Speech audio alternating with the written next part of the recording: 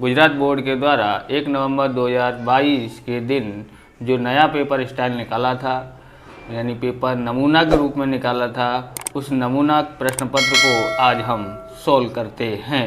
नमस्कार मित्रों, मैं गजेंद्र सिंह तोमर, आपका स्टडी लाइक में हार्दिक स्वागत है। विभाग ए, निम्न प्रश्नों का सूचना अनुसार उत्तर लिखो, प्रत्येक एक अंक। अब पेपर स्टाइल बदल गया है तो सत्य असत्य 4 नंबर के सत्य असत्य आएंगे। तो चारों को हम लोग सॉल्व करते हैं। पहला है छोटी से छोटी अविभाज्य संख्या और छोटी से छोटी विभाज्य संख्या का लसा 4 है।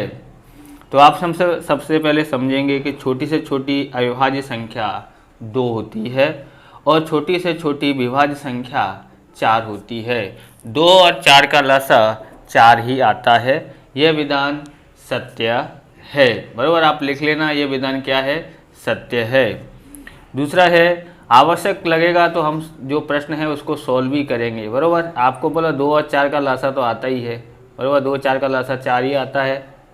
दूसरा है द्विघात बहुपद px बराबर ax की 2 घात प्लस bx प्लस c, जहाँ ये गुजराती में लिखा रह गया है a ग्रेटर देन 0 हो और a b c वास्तविक संख्या हो तो आलेख नीचे की तरफ परवलय मिलेगा। यह विधान कैसा है? असत्य है। क्यों असत्य है तो उसका कारण मैं बताता हूँ। अगर 0 से a की कीमत अधिक होगी तो ऊपर की तरफ होता है।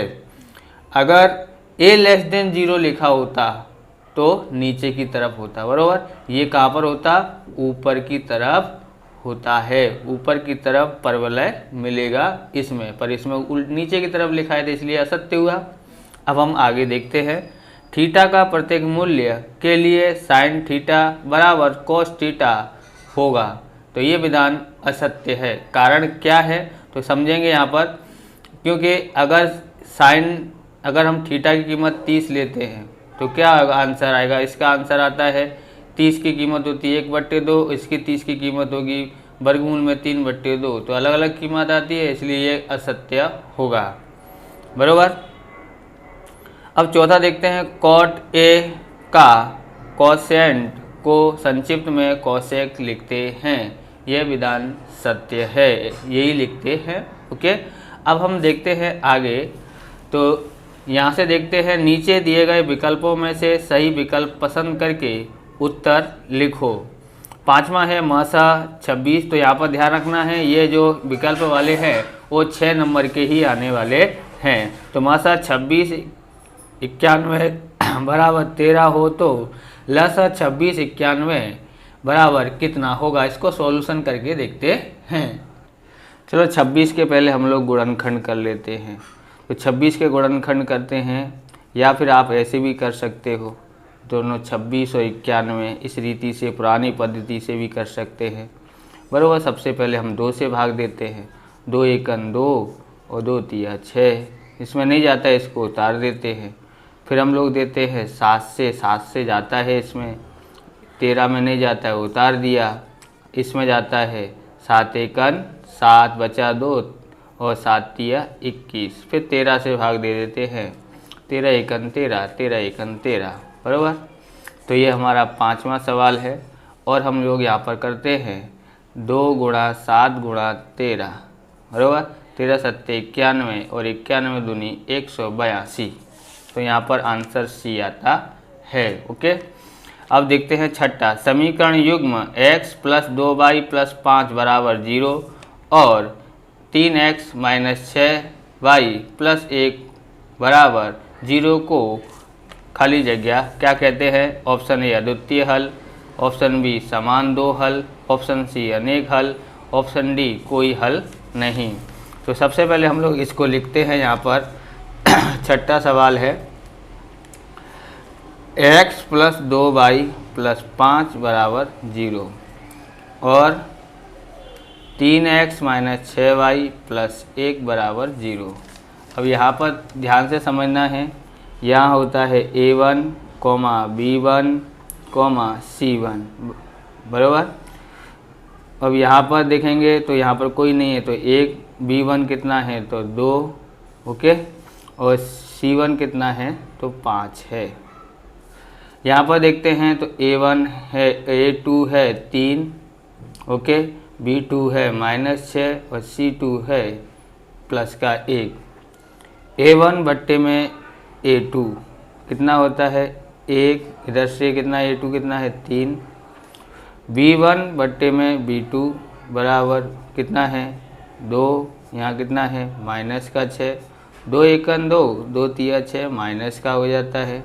अब C1 बट्टे में C2 बराबर यहाँ पर देखते हैं तो क्या आ जाएगा, तो C1 है 5 और C2 है 1 बराबर 5। यहाँ लिखते हैं A1 बट्टे में A2 बराबर नहीं, B1 बट्टे में B2 बराबर नहीं, C1 बट्टे में C2। ध्यान रखना है ये माइनस का आया है इसलिए बराबर नहीं है, तो ये क्या है अद्वितीय हल है, अद्वितीय हल है। अद्वितीय का मतलब समझ लो इसका सिर्फ एक ही हल होता है, ओके, एक और एक मात्रा, बराबर, ओके, अनन्य हल भी बोलते हैं इसको। अगला देखते हैं तो 7वां सवाल है द्विघात समीकरण ax की 2 घात प्लस bx प्लस c बराबर 0, जहाँ a b c वास्तविक संख्या तथा a बराबर नहीं 0 का विविधकर यानी विवेचक ज्ञात करने का सूत्र खाली जगह है। तो क्या है ऑप्शन बी इसका सही होगा, b² - 4ac, ओके। अब यहाँ पर देखते हैं pxy का उद्गम बिंदु खाली जगह है, तो उद्गम बिंदु से खाली जगह ये आएगा ऑप्शन ए। पहले की अपेक्षा थोड़ा पेपर सरल है। यहाँ पर 9वां देखते हैं जनवरी माह में 5 रविवार होने की प्रायिकता कितनी होती है। तो इसको भी ध्यान से समझना है, समझने वाला सवाल है, सोल्व करने वाला नहीं है। अगर आप समझेंगे ध्यान से तो ये आराम से कर सकेंगे। अब देखो जनवरी में कितना दिन होता है, 31 दिन होता है, और सप्ताह में कितने सप्ताह होते हैं 28 होते हैं, बराबर। 28 31 में से हम लोग 28 ज्ञात, 4 सप्ताह होते हैं, 4 सप्ताह में 28 दिन होते हैं। तो 31 में से हम लोग घटाते हैं, कितना घटाएंगे तो 28, 31 में से 28 घटाते हैं तो 3 दिन एक्स्ट्रा होते हैं। मतलब 3 कहाँ पर लिखा है तो 3 यहाँ पर लिखा है, और बट्टे में 7 तो है ही, बराबर, अपने आप आया, बराबर। 7 क्यों है, क्योंकि कोई 3 बार कितने आ सकते हैं 5 आ सकते हैं, जैसे रविवार सोमवार मंगलवार आ सकते हैं 5 बार, बराबर। कितने बार होते हैं टोटल 7, इसलिए 7 लिखा है, ओके। अब आगे देखते हैं 10वां सवाल है नीचे की आकृति में y बराबर px का आलेख दर्शाया है, उस पर से बहुपदी px के शून्यकों की संख्या बताओ। यहाँ पर होता है कितने हैं, कितनी जगह पर काट रहा है तो 2 जगह पर काट रहा है, इसलिए px की कितनी संख्या हो, कितने शून्यक हैं 2 शून्यक हैं, ओके। आपको समझ में आ रहा है, लिख लेना आप आराम से। फिर आता है नीचे दिए गए विधान सत्य बने उस तरह कोष्टक में दिए गए उत्तर में से सही उत्तर पसंद करके लिखो।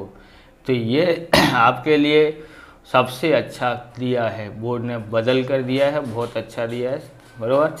6 नंबर का दिया है क्योंकि यहाँ भी आपको 3 ऑप्शन मिल रहे हैं, बराबर। अच्छा लगा ना देख के पेपर, हाँ। तो 11वां सवाल है बारंबारता बंटन में ओजाइव खाली जगह की आलेख रूप से निरूपित करते हैं।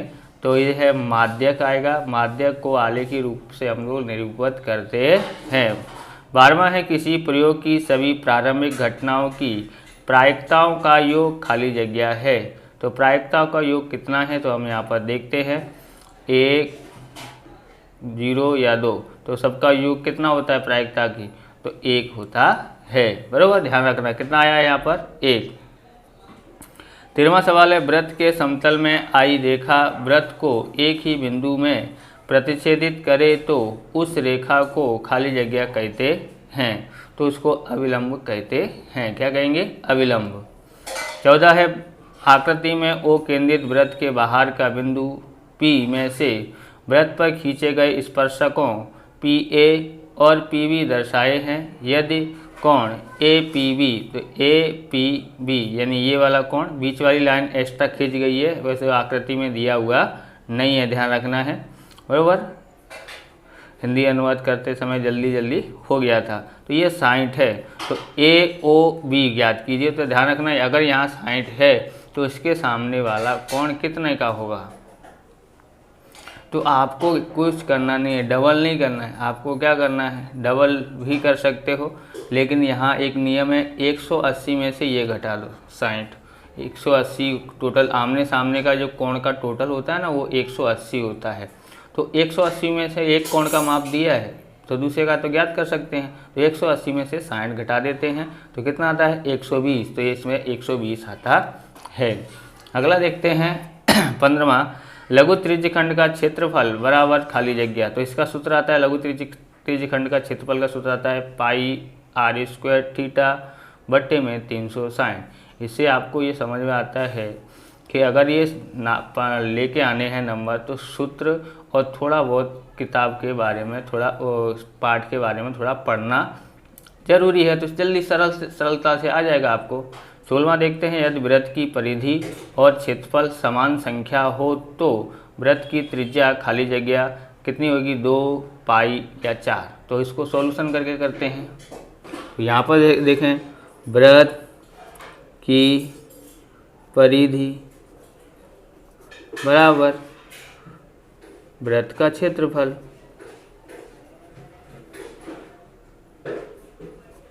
तो वृत्त की परिधि कितनी है, 2 पाई r।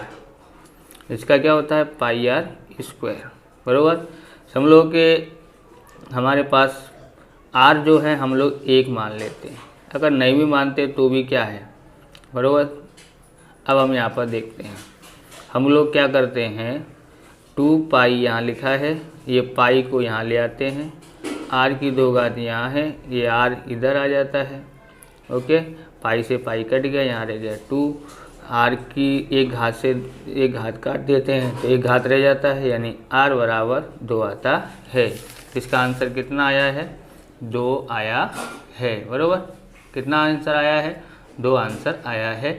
अब हम अगला, अगर आपको आगे का वीडियो चाहिए तो कमेंट अवश्य करना, जिससे मैं इस आगे का वीडियो बना सकूं। अगर नहीं देखते हो तो फिर आगे बनाने की मुझे ज़रूरत नहीं है, इसलिए आप कमेंट ज़रूर करना और ज़्यादा से ज़्यादा विद्यार्थियों को शेयर करना। चलिए मिलते हैं नेक्स्ट वीडियो में। जय हिंद, जय भारत, वंदे मातरम।